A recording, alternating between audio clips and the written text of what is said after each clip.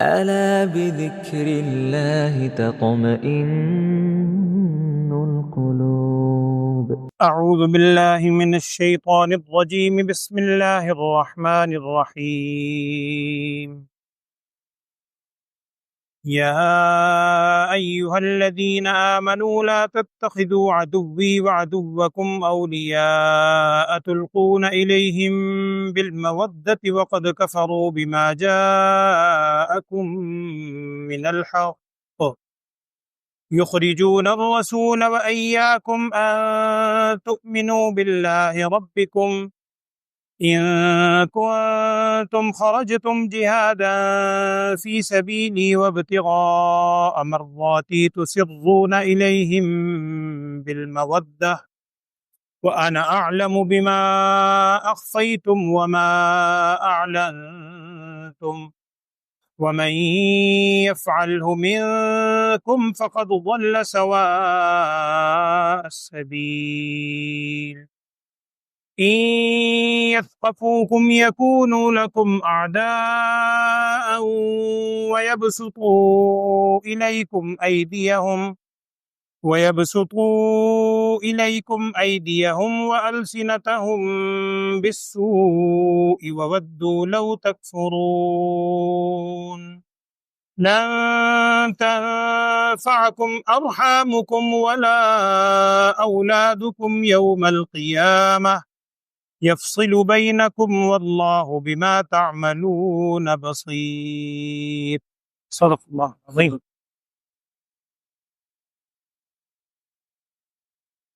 بسم اللہ الرحمن الرحیم.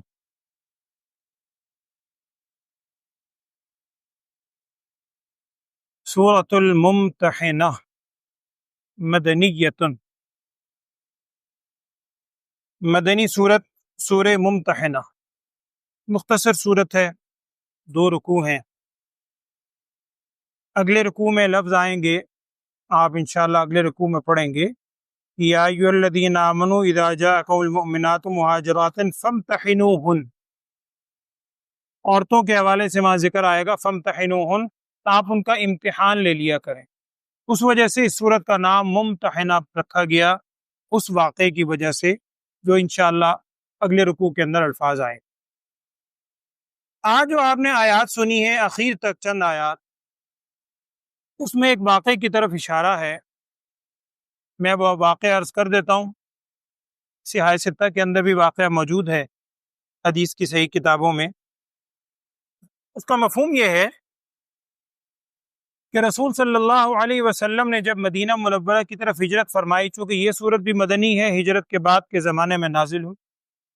ہجرت کے بعد پہلے غزوہ بدر ہوا 2 ہجری میں، آئندہ سال 3 ہجری میں غزوہ احد ہوا، 5 ہجری میں غزوہ خندق ہوا، 6 ہجری میں صلح حدیبیہ ہوئی. صلح حدیبیہ تک کے واقعات ہو چکے ہیں ان آیات کے نزول سے پہلے. صلح حدیبیہ میں جب صلح نامہ ہوا تھا، ان میں کچھ شرائط طے ہوئی تھی، صلح لکھی گئی تھی، باقاعدہ شرطیں طے ہوئی.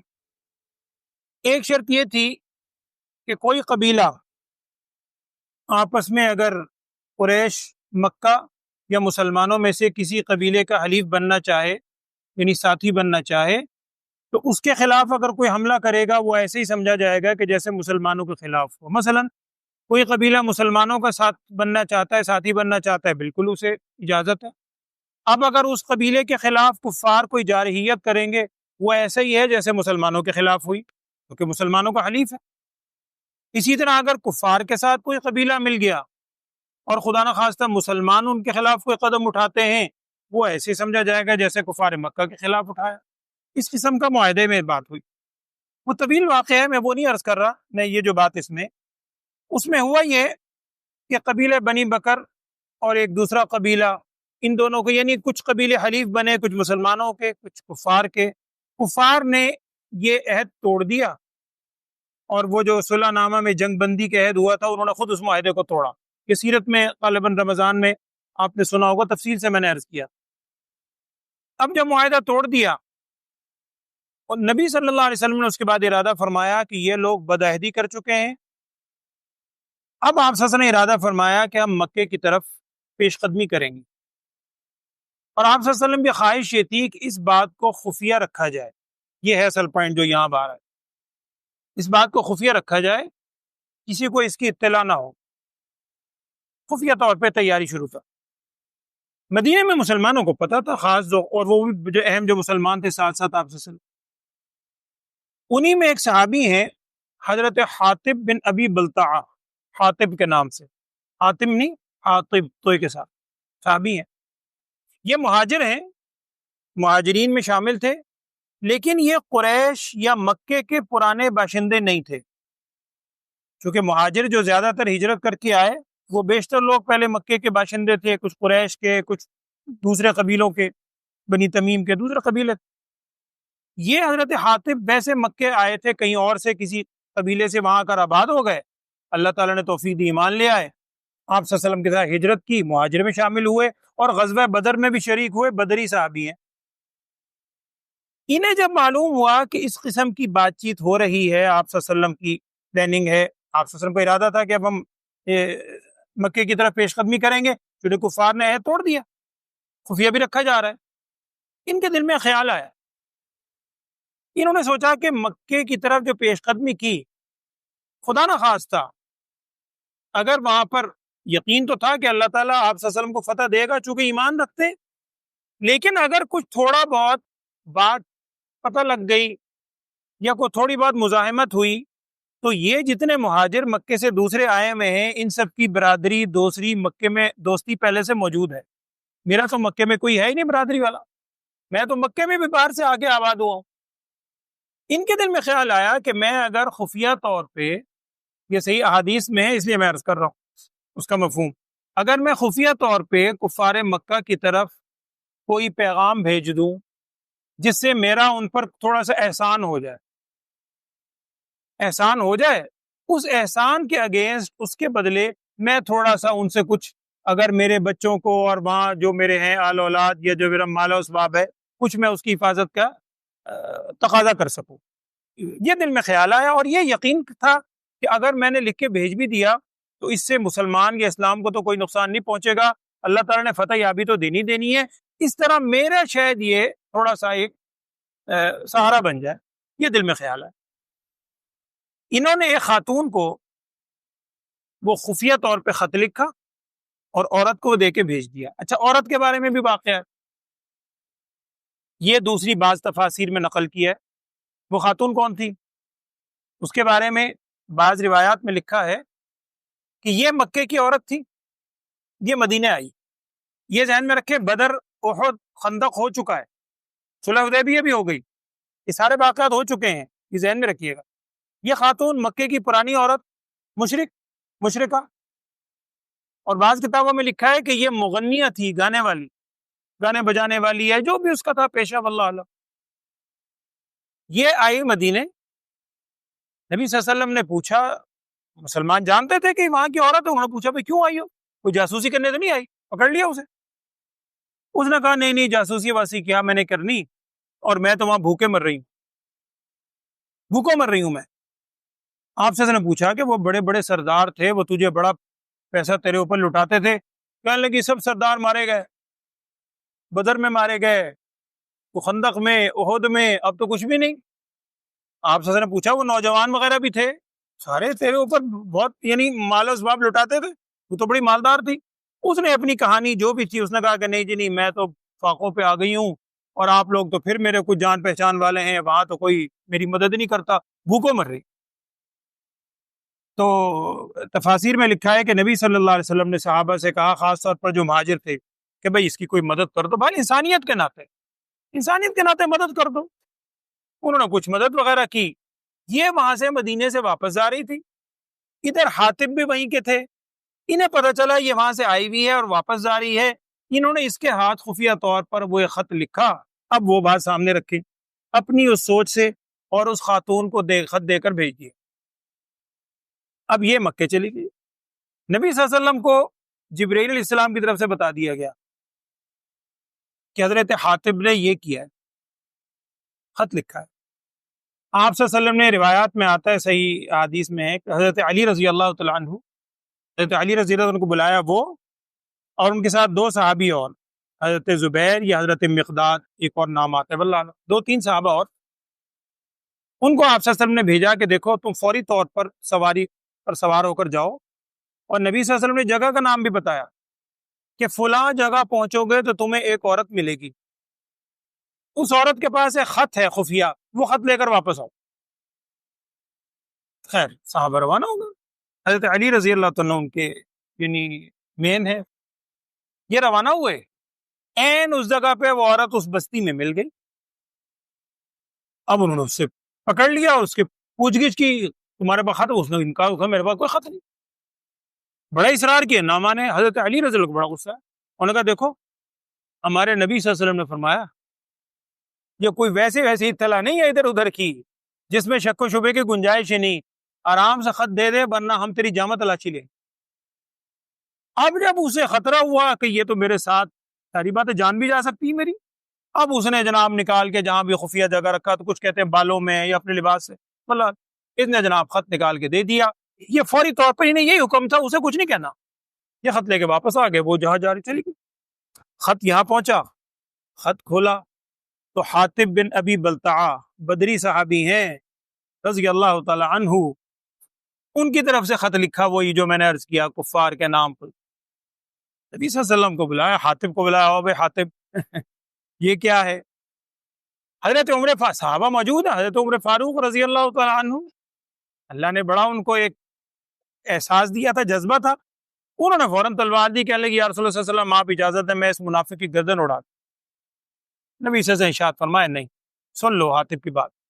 حضرت حاطب بھی آپ دیدہ ہو گئے، رونے لگے، کہنے لگے یا رسول اللہ صلی اللہ علیہ وسلم میں نے نہ میں منافق ہوا نعوذ باللہ، نہ مرتد ہوا، نہ کسی غلط نیت سے میں نے خبر پہنچائی ہے، یہ میرے دل میں ایک خیال تھا جو میں نے عرض کیا ابھی آپ سے کہ میرا چونکہ وہاں کوئی جان پہچان برادری خاندان نہیں ہے، اب یہ مہاجر اب سب جائیں گے، اگر کوئی واقعہ تھوڑا بہت پیش آیا تو ان کے تو وہاں پر میل جول سب کچھ ہے، لوگ ان کے اس وجہ سے خیال کریں گے، اہل و عیال کو زیادہ تنگ نہیں کریں گے، میرا تو ہے ہی کچھ نہیں۔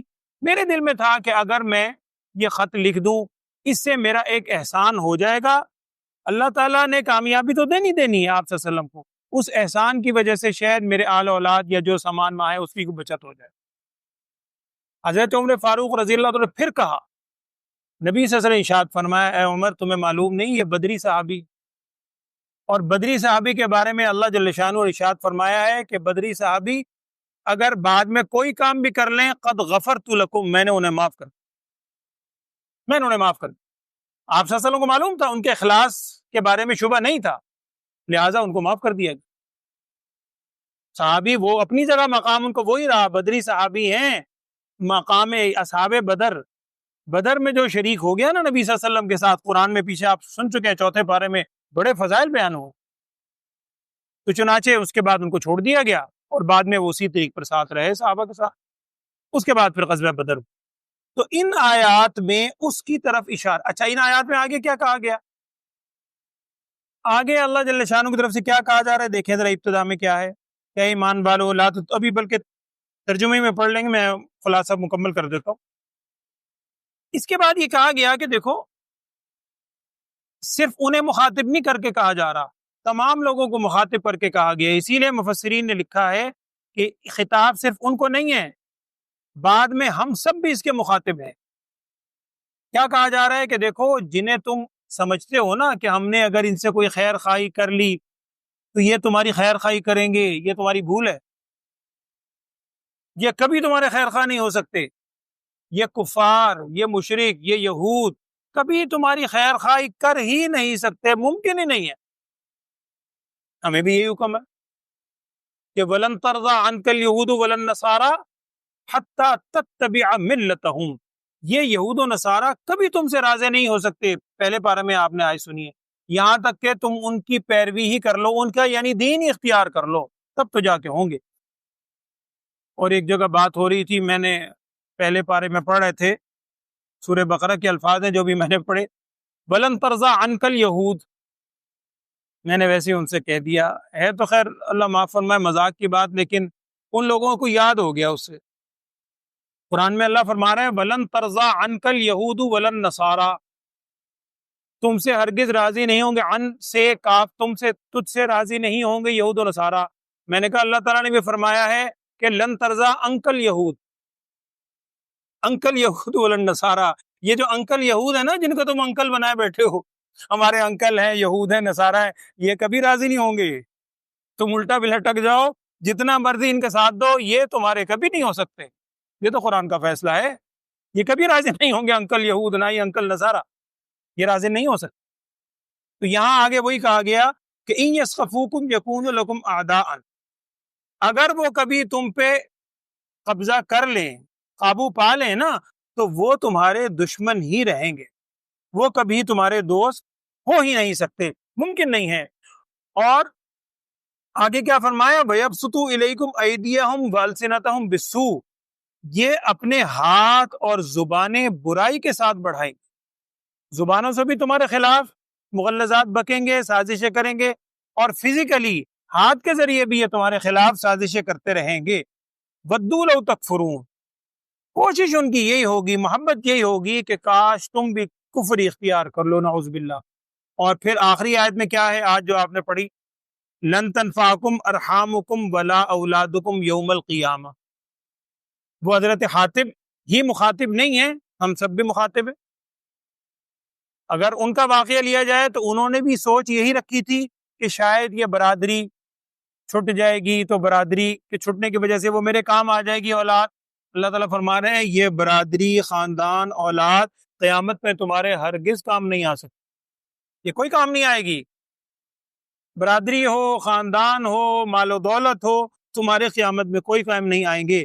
اللہ تعالیٰ تمہارے درمیان فیصلہ فرما دے گا، اور جو کچھ تم عمل کر رہے ہو اللہ اس کو دیکھنے والا ہے۔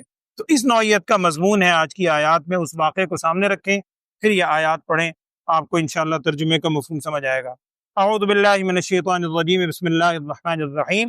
یا ایھا الذین آمنوا، اے ایمان والو، لا تتخذوا عدوی وعدوکم اولیاء، اور یہاں دیکھیے قرآن میں اللہ تعالیٰ نے کیا فرما رہے ہیں، اللہ تعالیٰ نہ بناؤ میرے دشمن اور اپنے دشمن کو دوست۔ اپنے دشمن یعنی اللہ تعالیٰ نے میری اپنی طرف نسبت پہلے فرمائی ہے کہ جو میرا بھی دشمن ہے اللہ تعالیٰ کا اور تمہارا بھی دشمن ہے، اولیاء، تم اس کو دوست نہ بناؤ۔ تلقون الیہم بالمودۃ، تم بڑھاتے ہو ان کی طرف بالمودتی، محبت کا پیغام، محبت کا پیغام بھیجتے ہو ان کی طرف جیسے انہوں نے محبت بھرا پیغام بھیجا تھا، حالانکہ ان کی کیفیت کیا ہے، وقد کفروا بما جاءکم من الحق، اور بے شک وہ انکار کرتے ہیں اس چیز کا جو تمہارے پاس حق آیا ہے۔ یخرجون الرسول وإیاکم ان تؤمنوا باللہ ربکم، جن کی طرف تم پیغام بھیج رہے ہو مکے کے لوگوں کی طرف، یہ وہی تو ہیں یخرجون الرسول وإیاکم، جنہوں نے نکال دیا رسول صلی اللہ علیہ وسلم کو بھی اور تمہیں بھی، صرف کس وجہ سے، ان تؤمنوا باللہ ربکم، اس وجہ سے کہ تم اللہ اور اس کے رب پر ایمان لائے۔ اسی وجہ سے تو ہجرت پہ مجبور کر دیا تھا کہ اللہ اور اس کے رسول پہ ایمان کیوں لائے، ہمارے بتوں کی خلاف ورزی کیوں کی، ہجرت پہ مجبور کر دیا۔ ان کنتم خرجتم جہادا فی سبیلی وابتغاء مرضاتی، اب پھر خطاب ہے انہی کو کہ دیکھو، ان کنتم خرجتم جہادا فی سبیلی، اگر تم نکلے ہو میرے راستے میں جہاد کرنے کے لیے، وابتغاء مرضاتی، اور میری رضا تلاش کرنے کے لیے، ہجرت کا مقصد تو یہ تھا اللہ کی رضامندی، تو تسرون الیہم بالمودۃ، تم خفیہ طور پر پیغام بھیجتے ہو ان کی طرف محبت کا، یہ ان کو یعنی ایک طرح سے تنبیہ کی جا رہی ہے۔ اور اگر تم پیغام بھیجو تو کیا تمہیں یہ نہیں معلوم کہ اللہ کو علم ہو جائے گا، وَأَنَا أَعْلَمُ بِمَا أَخْفَيْتُمْ وَمَا أَعْلَنْتُمْ، اور میں خوب جانتا ہوں، زیادہ جانتا ہوں اس چیز کو بھی جو تم نے چھپایا اور جو تم نے ظاہر کیا، میں تو سب کو جانتا ہوں، اللہ تعالیٰ کا علم ہے۔ وَمَن يَفْعَلْهُ مِنْكُمْ، جس شخص نے تم میں سے ایسا کیا، فَقَدْ ضَلَّ سَوَاءَ السَّبِيلِ، بے شک وہ گمراہ ہو گیا سیدھے راستے سے۔ لہٰذا اس چیز سے اپنے آپ کو بچاؤ۔ میں نے عرض کیا چونکہ نبی صلی اللہ علیہ وسلم نے ارشاد فرمایا تھا کہ اللہ تعالیٰ نے بدری صحابہ کو معاف فرما دیا، آپ صلی اللہ علیہ وسلم نے ان کی معافی قبول کر لی، لہٰذا اب کسی کو ان کے بارے میں غلط سوچ یا کوئی ان کے بارے میں حقارت آمیز سوچ بھی نہیں رکھنی چاہیے، کیونکہ اللہ اور اس کے رسول صلی اللہ علیہ وسلم نے جب فیصلہ فرما دیا، میرے اور آپ کا کیا ہمیں حق پہنچتا ہے؟ بلکہ ہمیں تو خود چوکنا رہنا چاہیے کہ ہم ان چیزوں سے احتیاط کریں کہ ان کفار کے ساتھ کوئی دوستی والا معاملہ نہ کریں۔ ان یسخفوکم، اگر انہوں نے قابو پا لیا تم پہ، یعنی اگر وہ تو صرف اس وجہ سے تھوڑا سا رکے ہوئے ہیں کہ تم پہ قابو نہیں پا رہے، اگر وہ تھوڑا سا ڈھیل دکھا رہے ہیں، دوستی کی باتیں کر رہے ہیں صرف اس لیے کہ تم تھوڑا سا غالب ہو، جس دن تم آپ دیکھ لیں معاشرے میں، آپ اس وقت اسلامی ممالک میں اگر تھوڑا بہت وہ پیچھے دو قدم ہٹتے ہیں اس لیے نہیں کہ وہ دوستی چاہتے ہیں، دوستی نہیں، وہ صرف اس لیے ہے کہ ان کا بس نہیں چل رہا تم پہ۔ ان یسخفوکم، اگر وہ تم پہ قابو پا لیں گے، یکونوا لکم اعداء، تو وہ تمہارے دشمن ہوں گے، اور کیا کریں گے وہ؟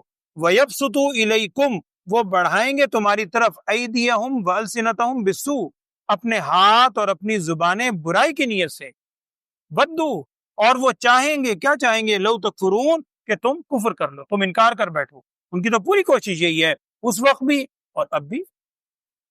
لَن تَنْفَعَكُمْ أَرْحَامُكُمْ وَلَا أَوْلَادُكُمْ يَوْمَ الْقِيَامَةِ، اور اگر تمہیں گھمنڈ ہے مال پہ، اولاد پہ، برادری پہ، تو تمہیں کوئی نفع نہیں پہنچا سکتی ارحامکم، تمہاری رشتہ داریاں، ولا اولادکم، نہ ہی تمہاری اولاد قیامت کے دن، یہ اولاد، رشتہ داریاں، برادری کوئی کام نہیں آئے گی۔ یفصل بینکم، وہ اللہ تمہارے درمیان فیصلہ فرما دے گا، واللہ بما تعملون بصیر، اور اللہ تعالیٰ جو کچھ تم عمل کر رہے ہو اس کو دیکھنے والا۔ یہ ہے، اور کل کی آیت میں اسی حوالے سے حضرت ابراہیم علیہ السلام کا واقعہ بیان کیا جائے گا کہ ذرا یہ دیکھو، تم لوگ صرف یہ سمجھ رہے ہو کہ جی مکے میں وہ ہماری برادری تھی، ہمارے جاننے والے تھے، ابراہیم علیہ السلام کو دیکھو، انہوں نے تو اپنا پورا خاندان چھوڑ دیا، باپ ابراہیم علیہ السلام کے باپ، اس گھر میں پرورش پائی جو بتوں کا گڑھ تھا۔